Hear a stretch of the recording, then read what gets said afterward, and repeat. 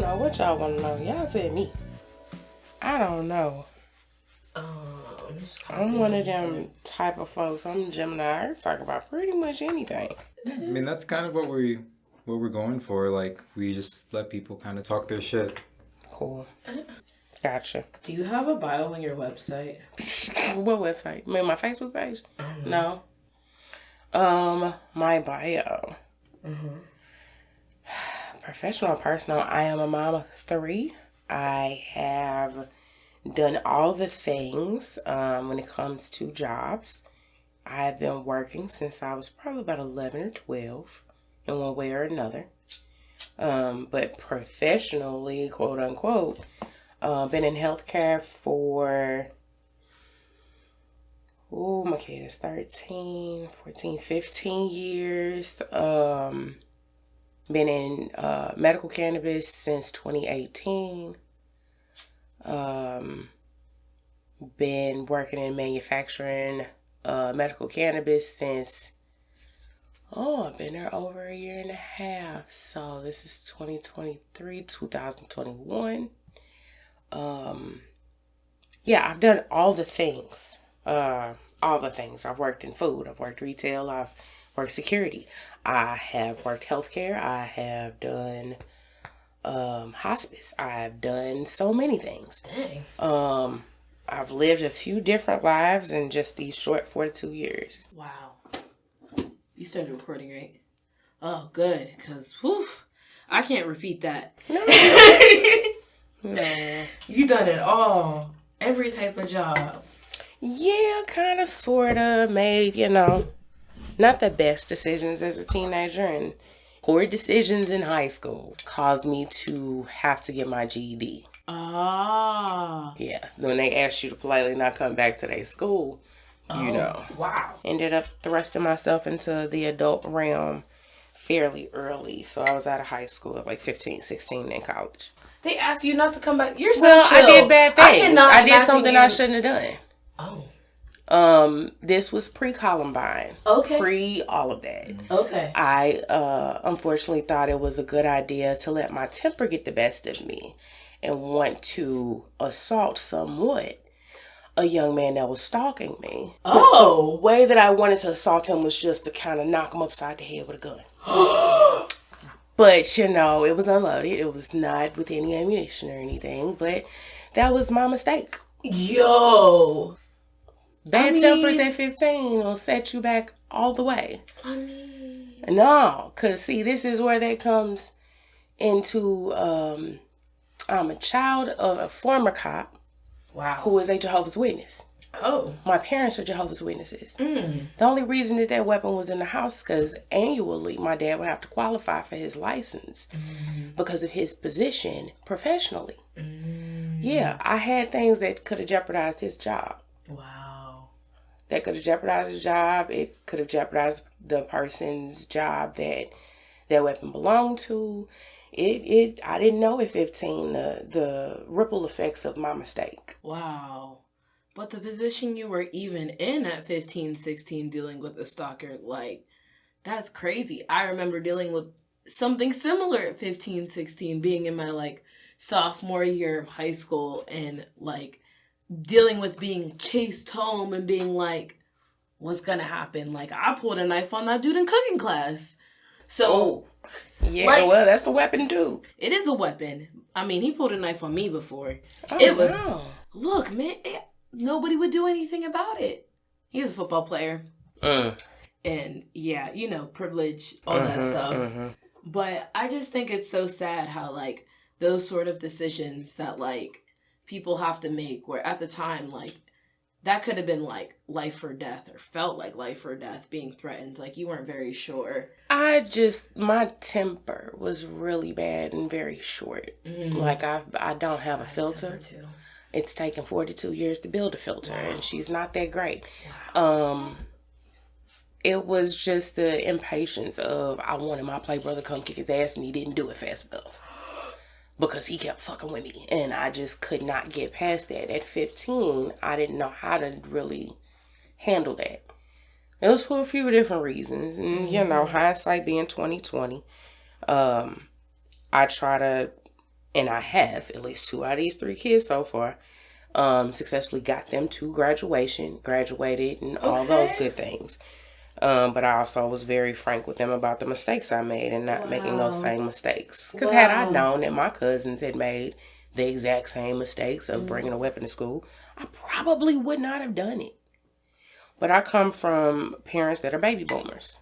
Baby boomers that come from the silent age. They didn't talk about things. They didn't tell those things. They didn't, disclose those pitfalls that the older kids have went through. And the younger kids don't know that those pitfalls are going to be the same ones they fall in. So my approach to things after that definitely changed. Dang. But, immaturity is what it is. I learned a lot still. Like I said, I've been working since I was 11 or 12. My parents worked at the library downtown.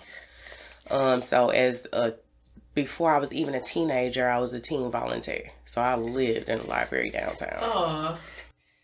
Yeah, because I feel like every time I speak to you, you're educating me on something.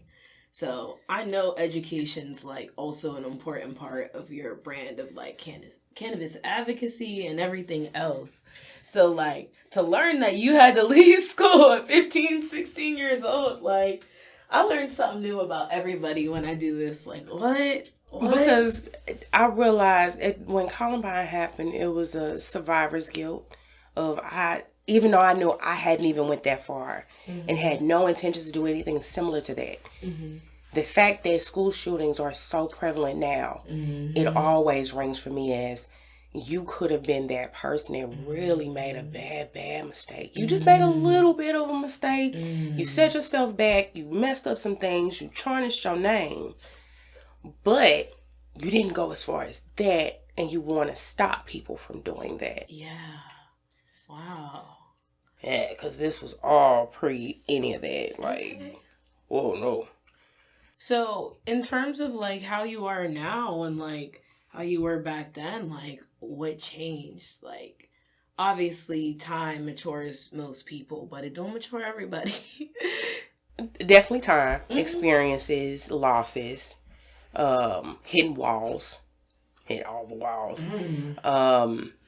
I realized at 16 at one of the most prestigious universities in the country, I didn't want to get up for class and it was across the street. So I didn't. Wow. I was 16. I had way too much freedom, way too young, and was not even really ready to say what I wanted my major to be or what I wanted to do in life. Wow. When I went back to college and was paying out of my own pocket for it 15 years ago, I got 4.0s. Wow. I came in class prepared, homework done ahead of time. Very involved right in front of the class with my reading glasses on, like, and you say, what now? I know that 98% should be 100 because that answer is correct. So it was the stages of you have to just kind of grow up and go through some stuff to really learn. And because I had the amazing parents that I had, they did the type of stuff, not the same way I do, but the same type of sharing education and everything. I just inherently do it. My father's an educator. My mother was an educator. Everything was a way to learn something. I didn't grow up with Google. I had dictionaries, thesauruses, and encyclopedias, and you had to look that shit up. Hey, I was on the tail end of the Encyclopedia Kids era. Like, I remember doing my little library research. Don't hit like it used to, you know? Man, no, not at all. Golly, no. Citing sources and having actually thumbed through them books. Citing sources. Jesus, we used to know I don't miss those days. Yeah, but getting into cannabis advocacy now, like, could you explain to people what that is and how it looks? It has so many, for me, it looks like nothing else because I didn't know what advocacy was until maybe about 10 plus years ago. So end of February, February 28th, 20 years ago this year, I lost my mom to breast cancer. Wow. She was the everything for everybody, the organizer of it all, the most ahead and just on top of it. And to watch her decline physically and mentally by the end, because it had came back and it was in her brain. So when she had breast cancer when I was like 18. It went in remission. After a lumpectomy and some radiation and chemo. Then when I was 21, it came back right after my birthday, or around my birthday, as a matter of fact, is when we found out that it was back. And it was 5 tumors in her brain and 7 throughout her body. Or it might be the other way. It was 7 and 5. But either way, it was a lot in her brain. And we don't know how that disease nor its so-called cure affects the brain. And I had to watch my mom not be the sharpest person anymore. Not have certain autonomy of what she wanted to do, and have joy in what she enjoyed. But I also know that she knew that I smoked a lot of weed by then. And I couldn't share it with her the way I knew that it was going to be able to help her. I also knew, having to go with her to all her appointments, that there was a lapse in healthcare of being somebody to translate from the doctor to the patient. I didn't know what that person was called. And once I learned what that was called, oh, okay, I'm an advocate. That's what I've been doing all this time. Learning more about how to use cannabis myself as medicine, and as we went legal, I just took on that moniker like, oh, that's what I am. I'm a cannabis advocate. I do all the things that, or be able to ask those things of, that you can't go into a traditional hospital setting and ask your doctors honestly and truthfully. You can't sit and think for all these years of stigma and prohibition. You couldn't go into your physician's office and say, I smoked a blunt and this and that and the third, and think that they weren't writing down cannabis abuse as a diagnosis code. You couldn't do that. Now, I feel like I educate patients to be able to go in and speak to their cannabis use, not as abuse, but as medication. If I can just keep changing that term to medical professionals changes things professionally in the codes. So when I first started in just traditional, like learning healthcare, I went for billing and coding. That's everything that involves medicine. How do doctors come to these decisions and actually get paid for it? Our nation's healthcare is all about the money. Everything has a code. So my nerdy self was really trying to figure out, okay, so this code would mean that these things had to happen, or those things are gonna happen. Oh, so they are, without derogatorily talking about someone, they're saying these things in these codes. I looked at it like that, and I got to look at medicine from the data perspective first. Outside of, I've been a patient, I've taken care of my mother, I took care of friends' mothers as they transitioned, other loved ones and friends that have transitioned of mine. I took personal knowledge and personal experience to understand, okay, A means this, to B means to C. And now that should be common sense, right? It's not. Common sense ain't common. But if I can share that with you, I'm hopefully making it more common. But it's ever evolving. You never know everything. I don't know as much about the clinical setting as I used to, because I haven't been in it in 8 maybe years. And what were you doing before? So I went for billing and coding, and then I went back a year later as a medical assistant. But I never really got a chance to be in the clinic like most medical assistants, because I was pregnant with my last, right as I found out, I was going on my externship. So I've done more office style stuff, and done more phone triage and working with patients in bulk and in mass like that. I'm not physically having to touch them, which is something that I was always apprehensive of. Just starting in school, I don't want to touch people. I don't have a poker face. So if there's a smell, I'm probably not going to be the most tactful. I know me. Oh, no. So it's like, it was okay. I was mad that I didn't learn everything I should have learned. But being able to kind of stay a distance from patients, but really know a lot and get to know a lot about their process has been great. I've done a hospice office manager, so I dealt with hospice patients, their loved ones, coordinating the staff that goes out to them to see them. Those death calls are something like no other.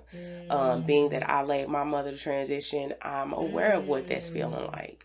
So I'm able to share a certain amount of empathy and sympathy with those folks that are having to call me and say, okay, I heard a death rattle. Or she's all of a sudden want to eat something. I know what that looks like, and I try to share back what I didn't feel I got when I was helping my mother transition. Every patient that I interact with, be that just consulting them on how they talk to their doctor, helping them with getting a certification in Missouri or Illinois. I've helped folks try to combat what was put into their medical records erroneously. Wow. Just taking my friend who 2 years ago, she actually passed away, taking her to chemo every week and watching her little boy while she was at chemo. Being able to be that person in that space that was not there for my mom. If I can just share that, show that, illustrate that, and illuminate that, it'll be more people available. So if I need somebody like that, I can call on somebody. Right. Because there ain't a lot of me's out here. Right.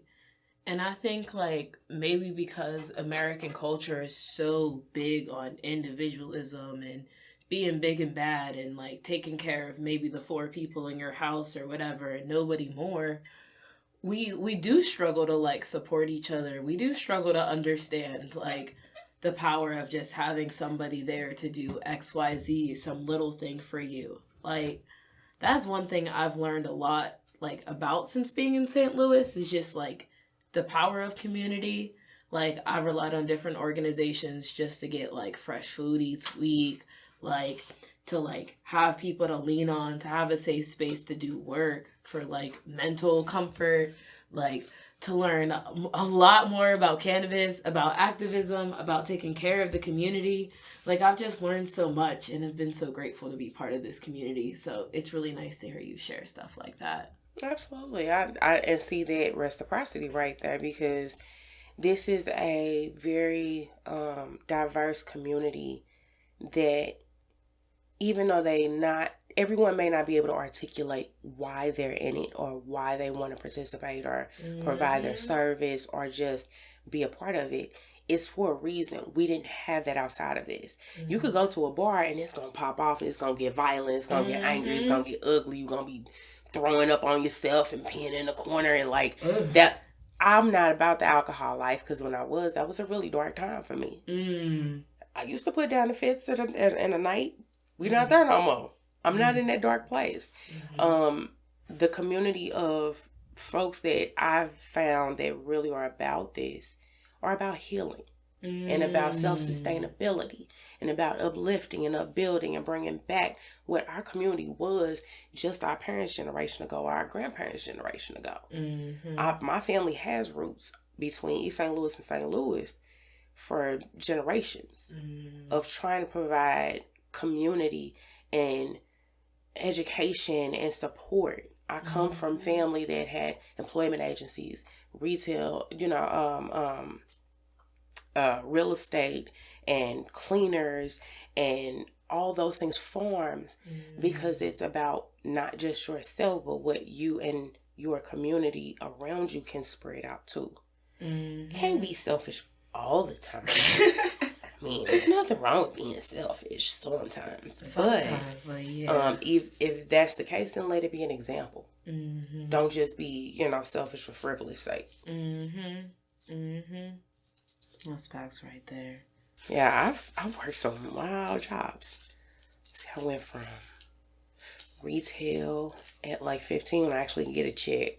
Retail selling Jordans at the Galleria at Champs back in the day. Wow. Housekeeper at the Ritz-Carlton. Wow.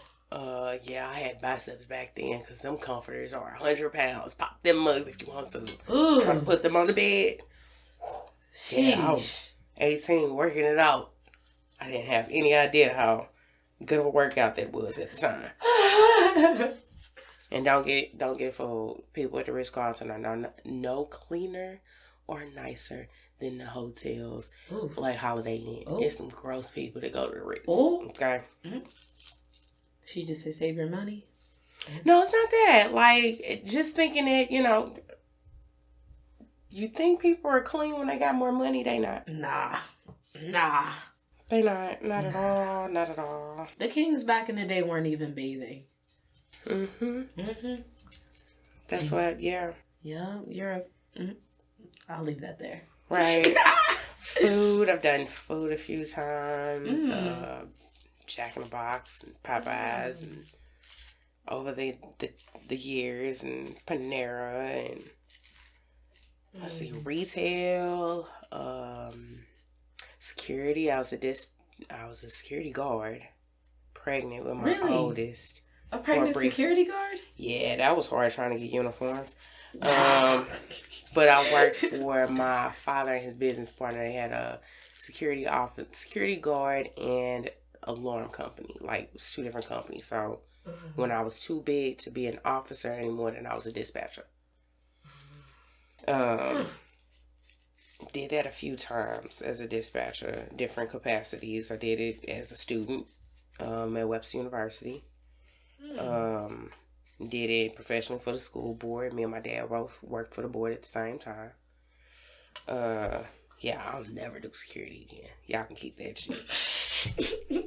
But I will say that I can hear a two-way radio in St. Louis City Public Schools and might be able to tell you who voice it is. Wow. I might, depending on if it's like one of the vets, because that was expected of me to be able to recognize their voice almost immediately, and in my brain put together what location are they at of all the schools in the district, because at lunchtime the fights would pop off, or dismissal. Fights would pop off, and I would have to be listening for if Vashon 12 was calling out that, you know, they got a fight in the hallway to the cafeteria, and be able to call police assistance, and mobile over there. Like, it was a skill set that was trained in me quite thoroughly. It's a different skill set, and I've done all the things to be able now to, like, put my brain in different places, I guess is the best way to say it, for folks that are, well, I don't know how to approach it when it comes to this. Well, I've worked in this position, and I probably would have did it like that. Or I saw this happen, or I worked with this person, they told me that they experienced this. And it went like that. Being an advocate, you are wearing several hats. And I've been able to wear all the hats now. It's like, just call on which part of my brain that's about. And then get to talk about the fun part about this plant.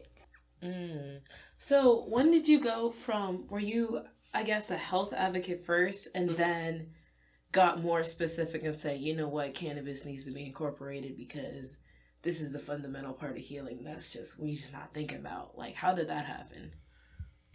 For me personally, in that last 10 years since learning what an advocate was, but not being able to be very vocal about the cannabis part for maybe the last 6 years. Before we went legal, I personally was using it absolutely as medicine, and was in an uphill battle to explain and justify to certain loved ones and family members, like, I'm not just chiefing with the boys outside. Like, I legit need this for my migraines. I legit need this for my cramps. I need this for my panic attacks. I'm trying not to kill somebody. I need to smoke. Leave me alone. To give that legitimacy, I've been actively on that for probably about 6 years. Once we had the opportunity to be out open and legal, quote unquote, in Missouri, that was it. I have an amazing father that still, though he may not personally utilize it as medicine, understands that I use it as medicine. And he was willing to support my dream of working in my career field. He knew I would be able to excel in anything I really tried. I'm his kid.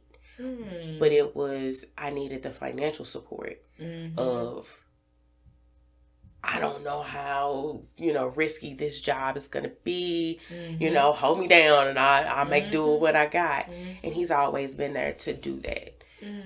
So I was able to be blessed to jump out on faith and put my whole government name out there for the world and say, hey, Dawn Nicole Abernathy is talking about weed now.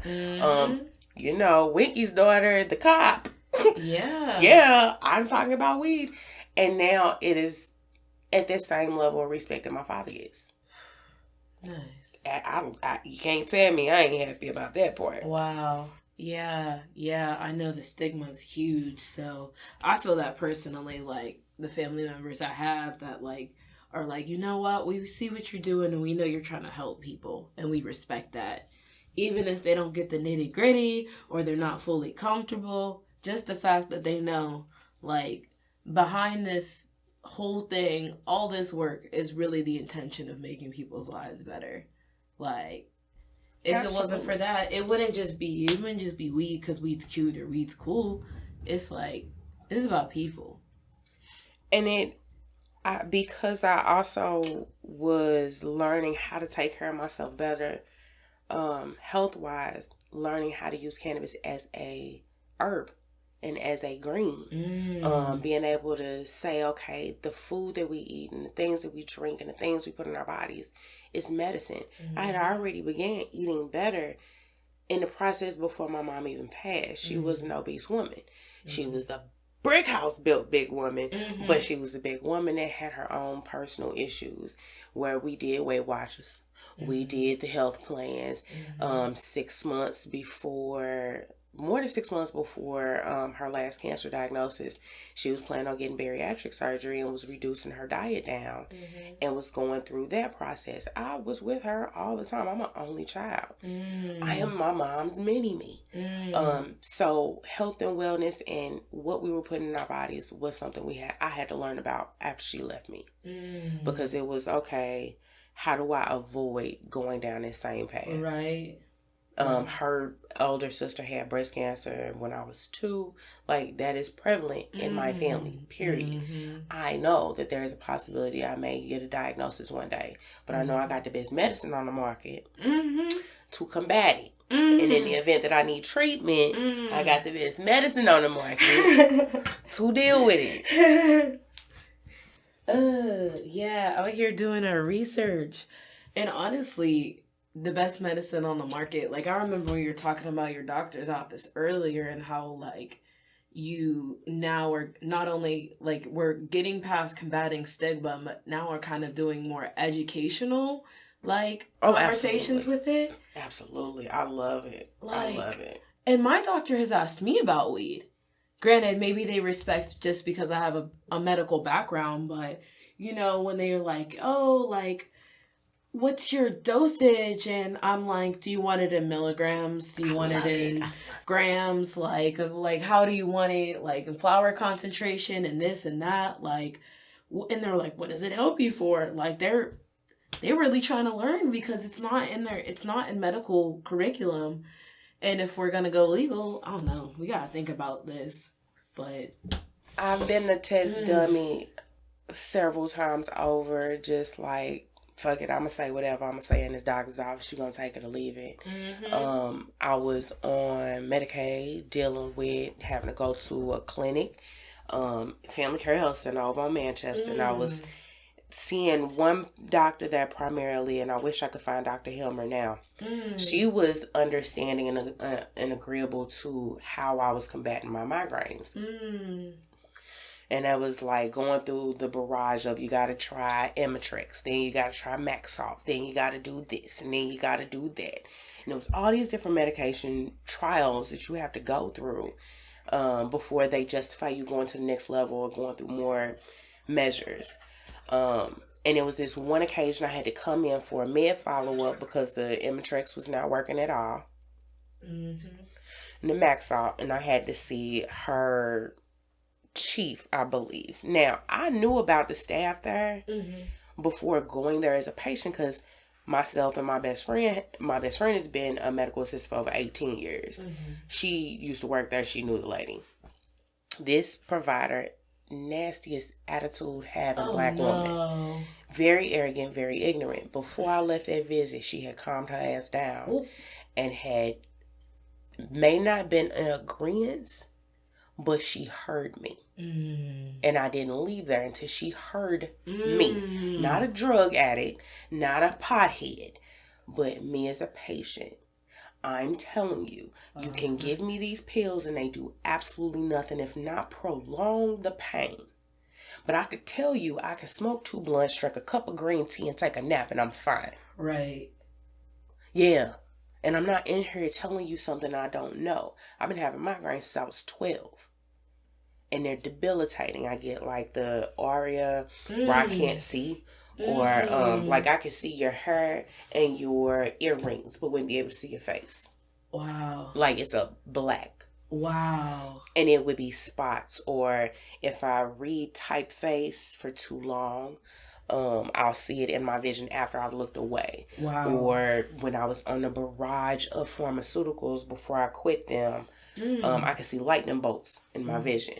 That was one of the last steps for me. Was with that symptom. I couldn't keep doing the pharmaceuticals and all of that. I couldn't do it.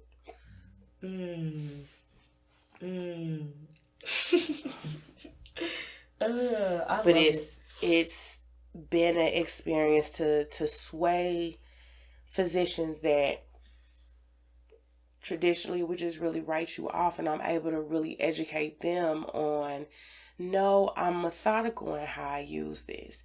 It's cool to be, chilling, kick back with a J, but in real life, I need this so I can fucking function. I'm a mother. Right. I can't do this.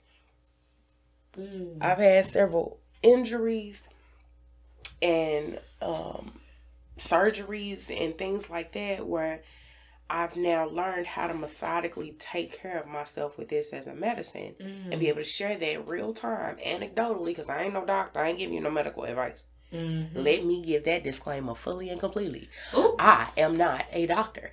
I am simply an advocate that shares anecdotal information and what I found in my research and points you into the research that you may need to have to figure out how to best serve yourself. And maybe I learned something in the realm too. I have learned a lot from other patients. Right. And just learn how to, let me layer that in and incorporate that. But I also, like your grandmother tell you, I will drop every jewel on you I can. You may not pick up all of them, but I done dropped several on you in a consultation call, just being excited about talking to you about weed. And I think it's beautiful that you just give people, 1, information, and 2, you empower them to like remove that stigma for themselves so that they feel comfortable then doing their own research. Because to see my grandmother, who is a preacher, by the way, hallelujah, literally, and like one of the biggest influences, like raised me from ages 12 to 18 when I went to college, out the house, like one of the foundational people in my life has made me who I am today. Strong woman that people look up to. Like, to see you empower her to be able to, like, be comfortable with the plant, experiment with it amongst her medication, decide what she likes, what she doesn't like, decide to, like, put it down for some time if it's not working for her, but pick it up if it does work. Like, to me, that's beautiful. Because we don't get too many options when it comes to Black people in healthcare, The doctor says it's this, it's that, and you notice that everybody on Medicaid is being prescribed the same few drugs. Like, all of this just gets a little messy. So to have some clarity on different options that you could use, I think is just beautiful. Like, I know my grandmother appreciates you. Like, she be loving watching your YouTube videos. I gotta do new ones now with everything. I gotta. It give me a minute. My cousin / director, producer, videographer, and soundtrack. Family business. That's my guy. His dad actually passed away last week. My dad's first cousin. So the funeral is Wednesday. So once we get a little bounce back time, February is a hard month for me. It's now shared with him, and I'm definitely trying to pour into him what I didn't have poured into me. Taking care of a parent till they transition from an illness, a chronic and long-lasting hard illness. We gonna be smoking though. Don't worry about that. But those conversations, the one I had with your grandma, like that pours into me because I didn't get to do it with my mom. I talk about it all the time with my daddy now. Like I kiki. Oh, I be kikiing with him about when I got my proxy for Christmas, baby. We had just moved. We still ain't unpacked everything. And I was trying to find a spot to do like a photo op. And I don't have a lot of spots, but he cleared off one of the tables from the living room. So I had it set up and he was like, "What's that?" "This my Christmas present from work." Hey, I said, "Oh, well, if it has more than one function, it only has one function for me to smoke dabs out of. That's it. That's all. But it's so fancy. And it's so good." Like, went over, showed him what it looked like. This is a former cop, child of a cop. My grandfather was a cop. My uncle was a cop. Like, and when they stopped being cops, it's because they was Jehovah's Witnesses. Wow. L7 square. I'm a preacher, teacher, and cops kid all rolled into one. Oh my. Yeah, it's a great fun days over here. Oof. Okay, and then it's like you got this background in healthcare, then you also got the healthcare advocacy, and then you got the cannabis advocacy, but you're also in manufacturing. Yes. So I do it all. I work full time all day, salary and weed all day. Just rolling in weed. From a dope ass team that supports me, still certifying patients and educating them outside. All of it all works in each other's favor. I met the co-founders of Curador Brands in the early years. They had all the applications, just waiting on them to get them. Certified a couple of them. Actually, all of the co-founder team, I think I certified all of them the first year. And I've just always stayed in touch with them in the industry as time has went on. They only ended up getting manufacturing. But I'm glad they only got that one because how they have cultivated and grown that business. It's a reason why we have the reputation in the state that we have. And I know you. It's love in every dose. It's love and consideration and purposeful dealings in every dose. So, Curador Brands puts out Head Change and Safe Bet. And Arrow. So Arrow is a MSO, and they partner with different manufacturers and states to put out their products. So that's a distillate cart. And we put Arrow out and they everywhere. But Head Change is concentrate. So your batters, your resins, your live rosins. Oh, wow. Our solventless. Have rosin. Andy is the best. Andy is over our solventless. That is a fantastic amount of work that he does in the room that we share with him. So I work primarily on the safe bet side. So our flower room and our solventless room kind of share right now as we're growing. He really knows his shit.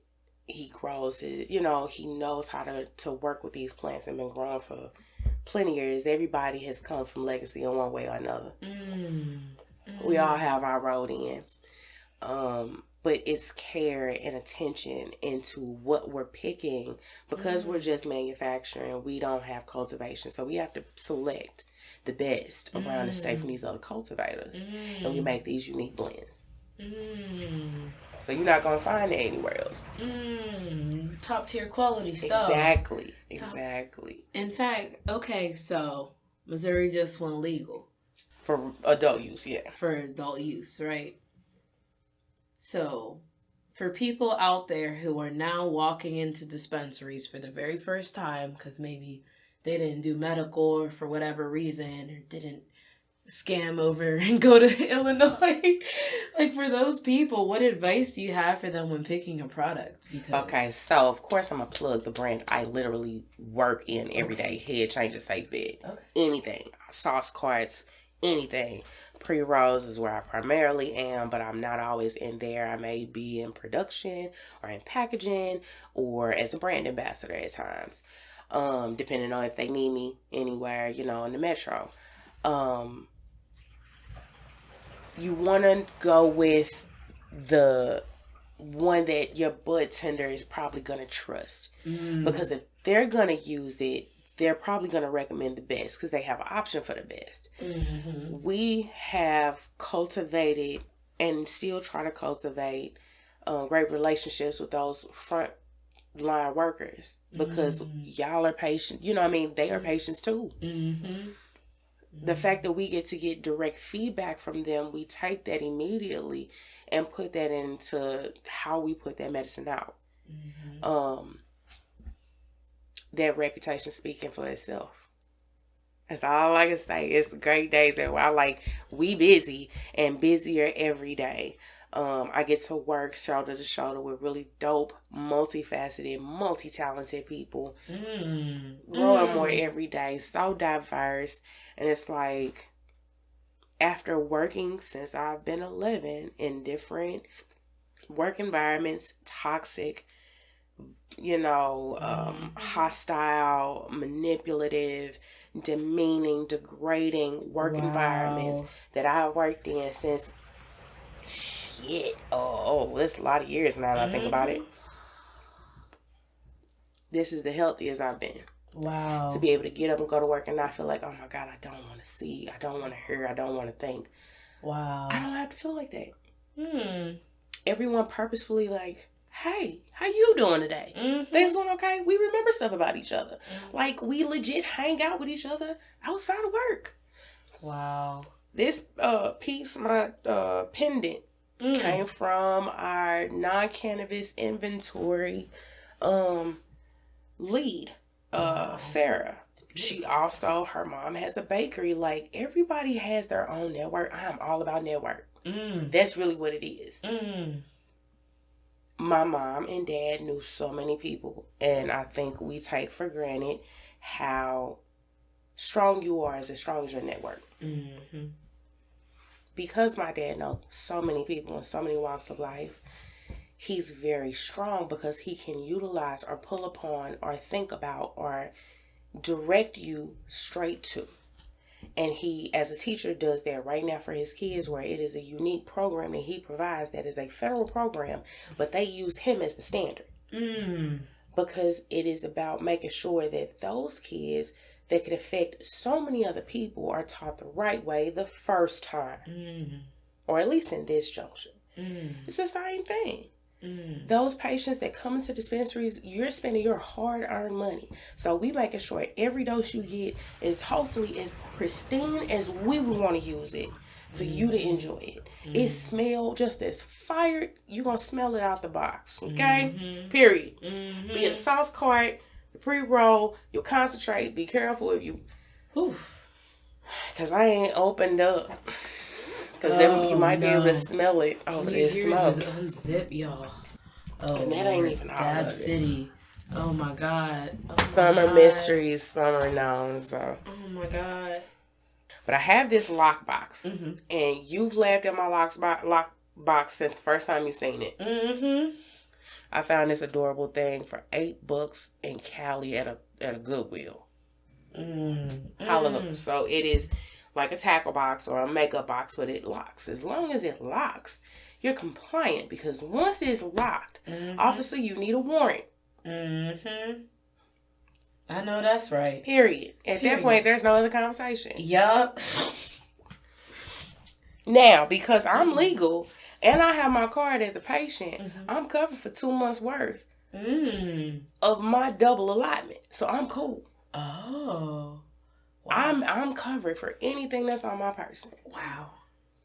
Which is why you make sure you, as patients, get your allotment increases. If you see or that you know that you're using more than what is your allotment, fix your stuff. It's 2 appointments. The most you doing is having to pay those doctors for their time to get new certs. But if that is what you are actually in fact doing, it covers your ass. This adult use bill and why I have had to, take my time and relearn what all this new legislation means for all of us is because it's a trick bag. If you don't follow how they say we can use this, right, you mess it up. How so? get caught using out in public, that's $100 fine. You know, you only got about 3 or 4 of those before it's a felony. Felony. Sheesh. You can rack you up one. Keep playing. Uh-huh. And they'll let you. Uh-huh. So is weed even decriminalized? No. I mean, St. Louis City and County, yeah. Like, because there's an understanding, but don't think that you can just be willy-nilly now. Like, people, you can't just fire up in front of the church. You can't just fire up in front of the grocery store. You can't fire up in front of your kid's school. You can't. Don't do it. Move about in a cautious and careful way you have, because this is still something that they will consider an inebriant when in fact you're using it as a medication. Now, with every medication, there's a possibility of some type of adverse interaction. And you as a patient should know you need not be doing that if you have to medicate to that degree. Right. Sit your ass down somewhere. Like, you don't drive on NyQuil. You know? You ain't took a melatonin in and said, I'm going to go pull up. No. Right. Go to bed. Be responsible. Be in the house. Have fun. Everybody that went down to Mardi Gras, you got Ubers and they had a designated driver. Just do that. Like, if you feel like you want to get that lit, come on, get lit. Ain't nothing wrong with that. But use common sense. That's all I'm asking. Common sense. Yeah. And I sharing common sense, because common sense ain't common, is why I just be like, just pour it on people. They don't even want it. It's okay. I love talking about weed. I grew up as a kid that had to preach door to door on every Saturday and Sunday morning.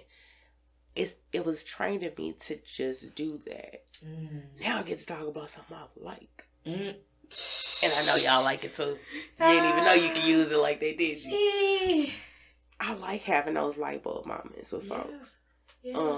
Was hanging out with a friend and they had company stop by there and she was on some, I just smoke. Because I had my box. I said, but, I mean, have you smelled something like this before? And she was like, oh, it looked gross. And baby, this is gold, liquid gold. You don't even understand what you talking about, but it's okay. It smells like heaven. But the more we chatted, the more I'm sharing with her, like, oh yeah, well, you know, you smoking for your cramps, you smoking for your pain or whatever. Well, why you use that on top of that, and you actually get the relief real quicker. It's the whole point. I said, oh, you ain't got that. I got Fico. You use your stems for tea. You drink tea, don't you? She was like, I didn't even, bake them for a hot second. You, because the question came from her and I waited for her to finally ask it. Well, why can't I just put this bud? She just had a bud in her hand, breaking it down and putting it in a blunt. Why can't I just put this in the food? Why would you want to do that? Would you put straight peppermint into your food? Or would you want to maybe use the peppermint extract? Like, it's a way to do that and explain to her what an infusion was and how easily it is. And I, linked on my Instagram. I was like, I had surgery last year. So last April, I had a hysterectomy. Hallelujah. Because I've done my due diligence. I've had 3 children. I've served my sentence. And I also had, since Missy started for me at like 12, really bad cramps. Wow. Now, week long, 7-day cycles in the early days. Plus cramps. Heavy. That was like until like adulthood and getting on birth control as a teenager. And then that was late teenagerhood when she finally let me do birth control, even though my mother had endometriosis and had to deal with similar things, but my pain, she didn't think maybe it had gotten to that degree. 3 children later, fibroids and things like that, because I was someone who wore relaxers and all of that. So, of course, I believe that contributed to it. Ovarian cysts that have ruptured, leaked. I had, when I found out I was pregnant with my youngest, it was pain that alerted me to the pregnancy, because it was a cyst on my ovary that was leaking. Not ruptured, but leaking. Oh, no. So they gave me Tylenol with codeine. I said, didn't you just say I'm 6 weeks pregnant? Oh, my God. And Tylenol 3s is okay? No, I'm going to go smoke this blunt and work that out. The fuck? What? That's okay. And that end, I had to think about my medicine methodically because they wanted me to take an opiate for something while I'm pregnant. Nah, I smoked up until I was about 7 months, and then about then you got to cut back because the hospital would be on you about it, at least back then for me. They're probably not as bad, but you want to be careful. I didn't get messed up. I had a lot of pain and a lot of problems the last 2 pregnancies I've had. Were both of my boys high risk. You don't want to deal with it. Because I was on bed rest the last trimester. Well, slow moving the last trimester was my last. After that, having injuries that caused other issues, I had procedures that got rid of the pain for years. Then it came back. Over time, it was like active labor strength cramps for 5 to 6 days every month. I'm not pregnant though. But it was that straight. What? And then 4 months before surgery, it was coming every 2 weeks. Now, I still had to work though.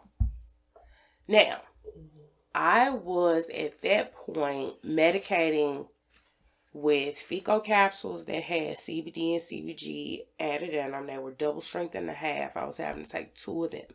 Wow. Every 6 hours like oxys. Wow. But I jammed through. That's how y'all got all these blunts. You said and these CBD and CBG. It was CBN and CBG. And those, neither of those are psychoactive. No. So you're like treating really holistically with this plant. Like, but it's fecal capsules, double strength and a half capsules, 2 of them. As the pain would subside, but it was like having to combat that. That was just one method that I was doing it. Edibles for longer lasting pain. Tinctures if I didn't have an edible. Smoking concentrates, period. Smoking flower regularly. Kept my stems. I did all the shit. wow. Suppositories. Don't get it fooled. What? Vaginal suppositories, and not to creep anybody out, but as you are an adult, probably most likely listening to this, that is an option. As a woman, that's the easiest option. Put the medicine where the pain is. Yeah. Because for chronic pain patients, hospice patients, they have to do suppositories. Most are going to be anal. I'm not expecting anyone to feel comfortable with that because that's not for everybody. But when you're in enough pain, you will start evaluating some things. Right. And if it will stop the pain, you'll do it. Wow. And it has been found to relieve because it's not going through the liver. So it's not going to give you that psychoactive effect. You're getting the holistic effects of it. Now, if I was in like the throes of it, I didn't have every medicine, like I didn't have a fico. I would drink teas that had other, sacred herbs, all the things. I should have brought a cup with me. The red raspberry, red clover, lobelia, mullein, linden flower, just all the things that you need to be ingesting for overall wellness. Then you add stems, plus if you got an infused oil, throw that in there. Put that in your bath. If you have a satchel from your infusions, put that in your bath. Any and every way you can use this plant, should it or should it not be beneficial? Wow. Because your ECS says when it's introduced to these cannabinoids, it's going to go to the places that it needs to go to help the things that need to be helped. I'll overload if I have to. What am I going to do? Go to bed? That's true. Clearly, my body needed to rest. Facts. To be able to tell somebody how they could find or layer that relief, that light bulb moment pours into me. Yeah, because I think we usually do medicate with like one method at a time, We say, this is my preference, and I only do this, and I only do that. And it's like, if you want different results with the same plant, you should probably modify it different ways. It's your administration methods, dosaging, just with your intention. All sorts of stuff. It's how you set your intentions. Be you a spiritual individual or not, you do anything that you really want to have happen, you're doing it with intention.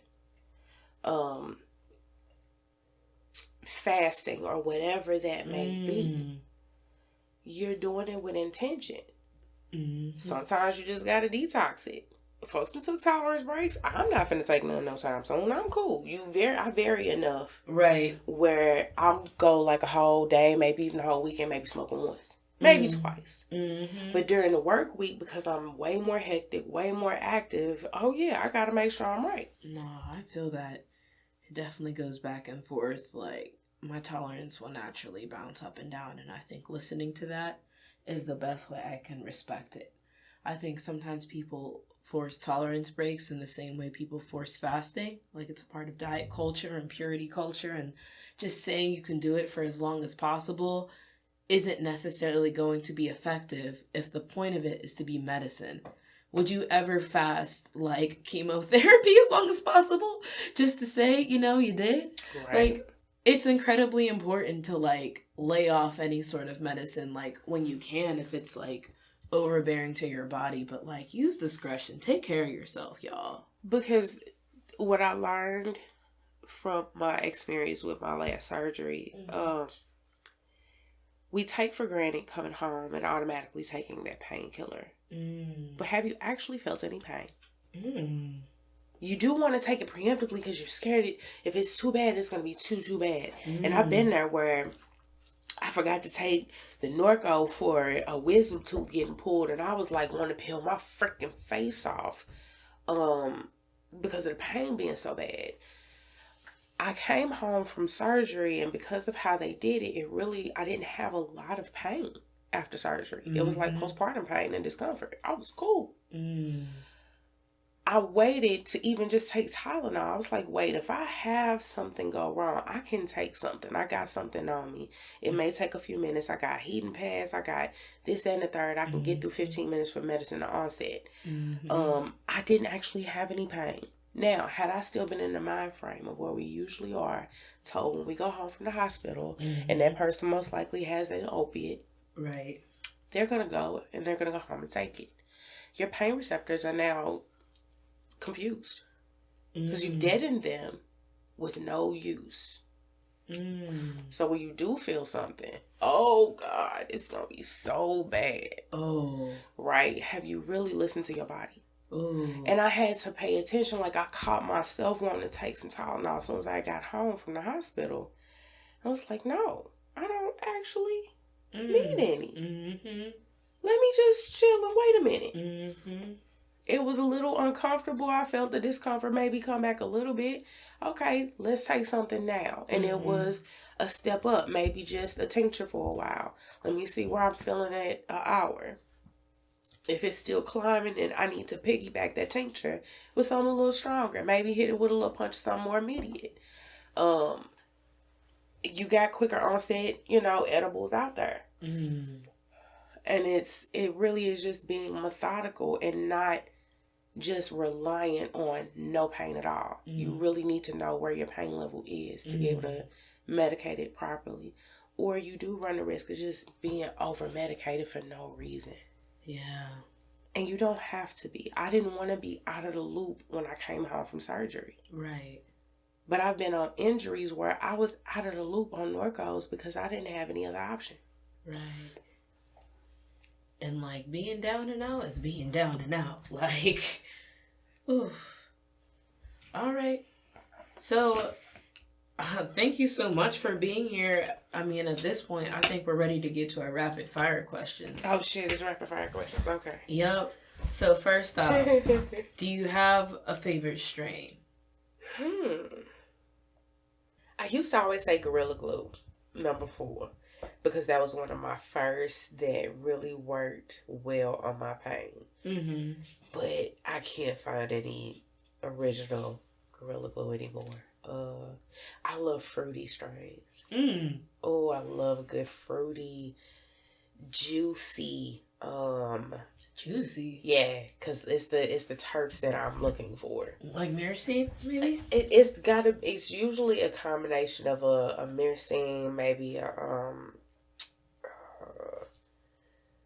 little limonene, Neradol. I cannot say it. It starts with an N. Neradolol.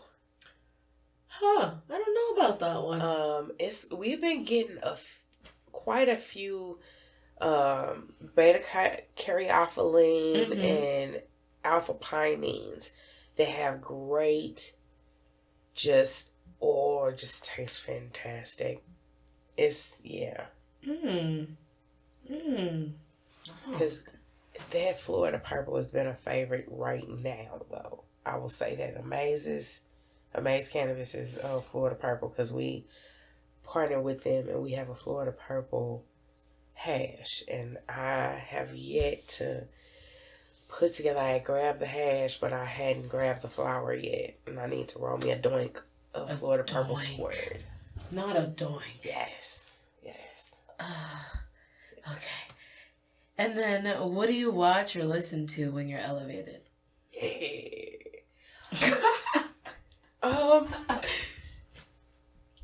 I listen to music. I listen to. Elevated is usually I don't have a specific set time for that. So what I usually just listen to is music. Let's talk Way. Yeah. I love him, Kendrick. And then all of my like Outkast stuff like that. That's usually in the rotation, and Erykah Badu. Okay, you be kind of crunk. That in the corner, at work, I'll put the headphones on, or I'm listening to Reddit stories. On YouTube. Okay. Oh my God. Reddit? What type of Reddit stories? Am I the asshole? Relationship. Oh my God. I've been following a couple of Australian guys that when they read, they put the inflection and they find like the updates and the comments that's spicy. Yeah, it's like soap operas without it having serialized, because these stories are wild as fuck. And it is the craziest stuff you be hearing. Like, it's so many, and you shake your head because you know what I'm talking about. It is like, unfortunately, yeah, you're definitely gonna have to explain that. They get so interesting. Like, we'll be sitting there doing like 1,000 blunts, and we sitting there and we'll be talking, and music will be playing, but in one ear I had the stories going, and I just started making a face, and they'll be like, "What's wrong? It's these Reddit stories. What the fuck are they doing?" I'm trying to think of a good one because they go down a rabbit hole sometimes. One dude had moved a friend that was homeless in, and he was actually dating her, and she was not paying attention to the clear signs that he was having both his women in the same house. I'm like, oh, poor little Tink Tink. Oh no, not Tink Tink. Yeah, sweetie, you not the asshole. Kick her out or get out. You gotta go. But I be like, these stories be wild. It's like I've had a few things happen to me in the recent past that I feel as though if I put that on Reddit, they're gonna believe it's fake because nobody will believe it. So, because I thought I was on Candy Camera when it happened. A couple times I feel like I was on Candy Camera. Like, best story. I'm finna go break up with the sisters of my most recent ex, right? I'm going to dinner with them for the older one's birthday. And this is unfortunately going to be my breakup with them. Dinner. Because this was like about that same time. So I'm in Illinois, and it's this Mexican restaurant, and there was a car parked next to me. I parked like right in front of the door. I don't like walking too far out of my car. And the car had pulled off. And I grabbed like the flower and the balloon, the stuff I got for her. And I go to get out the car. There is a open wallet, brown wallet, literally cash spilling out of it. Card. I was like, Lord, universe, really? I'm on Candy Camera. Y'all playing with me. And I closed the door and got back in the car. Because I had to reassess. I really should have took a picture for it. Just nobody will believe me. But I opened the door back up. I was like, oh my God, somebody really left their wallet right here. So I hurried up and I picked it up. I walk in and I was like, so can you see where I'm parked at? Right here outside this door. And she was like, yeah. I said, so as soon as I got out of my car, there's some cars that just pulled off next to me. This was on the floor. Like, this was on the ground right next to me. Can you please make sure this gets back to the owner? Because I didn't think about it until a little later, and I gave them my business card, like, let them know that, you know, that got back to them by me. Mm-hmm. I'm like, come on, bro. I'm already spending my little last to get her something for her birthday so I can break up these people. And you are testing me, Lord. I'm so proud of myself, though. Wow. I did not fall for it. Wow. Good karma. Good karma. Ooh. But see, it's like stuff like that. Those type of stories, you hear that. Mm-hmm. Those will crack you up and the day flies by. Yeah. Yeah. Because it's not my life. It's theirs. I know somebody's happy about that. Hey, good things are on the way. Thank you. Mm-hmm. All right. So when you get the munchies, what snack are you reaching for? I try to be healthier and I say fruit. Mm-hmm. Probably whatever is just at the house. Right now I got some chips. Mm-hmm. I had the fruit. I ate it all. Yeah, I try to go healthy with the mushy food, but that has nothing to do with the snacks that I brought with me today. Do not take that as an example. Like cashews, stuff like that. Like, we got stuff around the house. I try to be good. It don't work, though. It's a methodical process of being better. It's whatever's around. It's a special weekend. I feel like it almost feels cultural sometimes to just eat like certain snacks when you high. Like, don't get me wrong. I've been on my vegan wave, my high fiber wave, my like nuts and legumes wave. Like, I've been doing it all. Like, trying to get all the plants in and everything. But this weekend, we had a time last night. Like, I just be eating, bro. And I don't feel bad about it because my body's supposed to be balanced. Exactly. Just like my weed. All right. So then, how and when do you partake? Like, what's your ritual with it? Is it smoking, edibles, dabs, vaping, etc.? Okay, so don't let my daddy hear this part. He probably won't. Okay. But I be using my proxy in the morning when I'm like, maybe after I've meditated for a while, because I try to meditate when I'm trying. Trying. But it's also while I'm in the bathroom, like, you are going to spend that time in there anyways. Be productive. Get your shit together. No pun intended. Get it together. So, if I'll hit the proxy when I'm coming out of there. But yeah, so I dab during the day depending on what's going on. If I got like over the past month taking care of my kid, coming back from surgery for him and follow-up appointments, I did the proxy. So I didn't go into the school smelling like weed more than working in it all day long and probably smelling like it already. Like, I've warned them, I work in weed. Like, This is what it is. Of course, not around him. He hates that whole thing. I give him 3 more years. Like his brother and sister, I give him 3 more years. He'll change his tune. Evenings, it'll probably be like flower, depending on what's going on. Or I might just do an edible and go to bed. I do my CBD, CBN at night. For sleep and, the things of 5 to 1. Mm-hmm. Is it CBG or C? I don't remember. I think it's CBD and CBN. 5 to 1. Edibles on occasion. There's a few folks that, I get stuff and grab stuff from.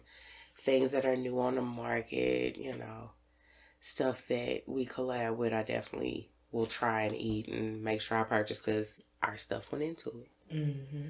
But yeah, my tea, I keep my stems.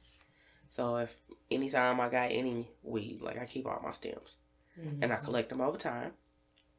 And I've got maybe an ounce or so, then I'll decarb them all and cut them up some more and put them into a blend and make a batch of tea, and I keep a batch of tea blend. You know, just stay medicated.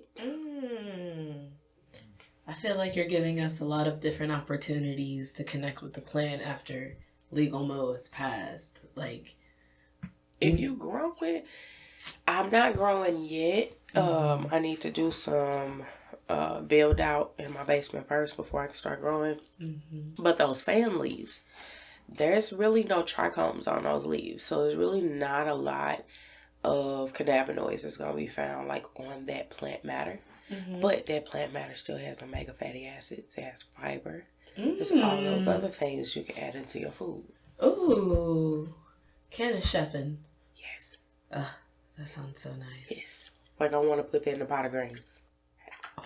Ooh. I want to make a pot of greens with some, like, my mix. Too. But add some good fan leaves from a good strain, maybe a good GMO strain. That's, ooh.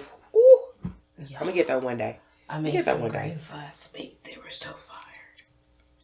I'd be throwing down the colors and the kale. And I figured out how to make it vegan, too. And they're still just as good.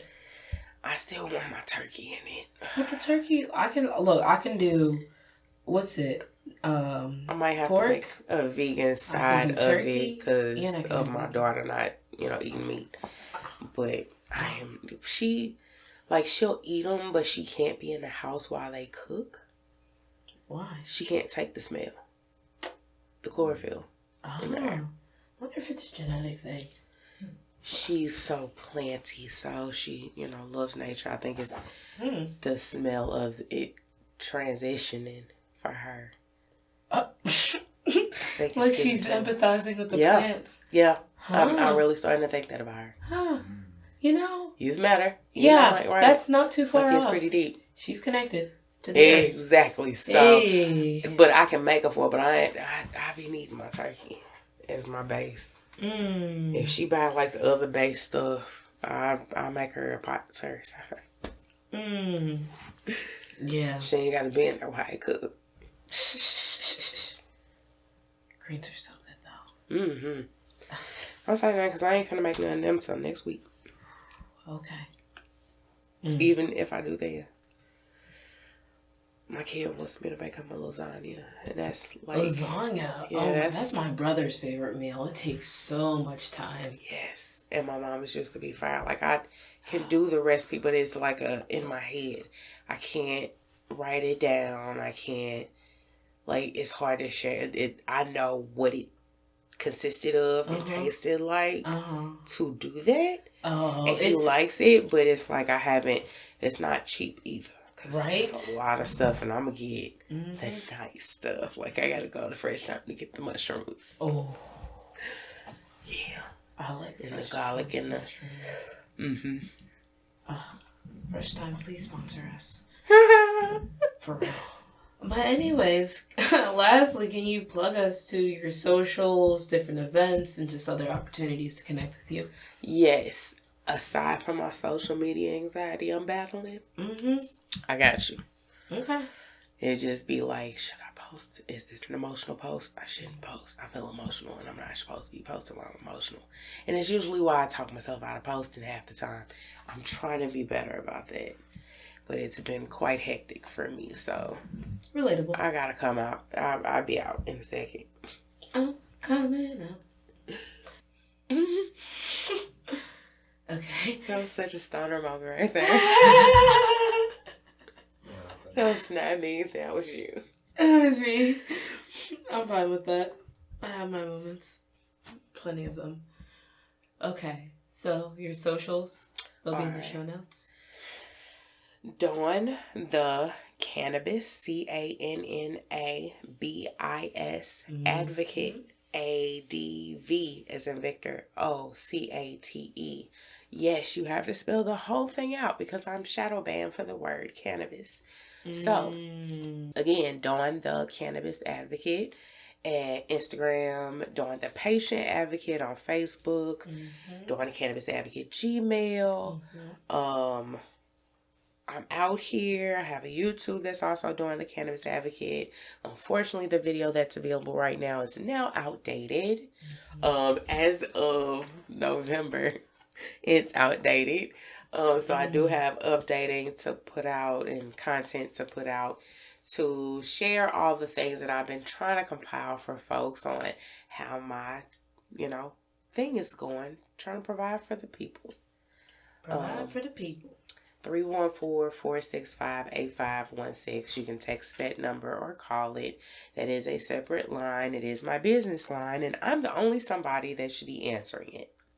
And speaking of numbers, guys, the podcast finally has our own Google number.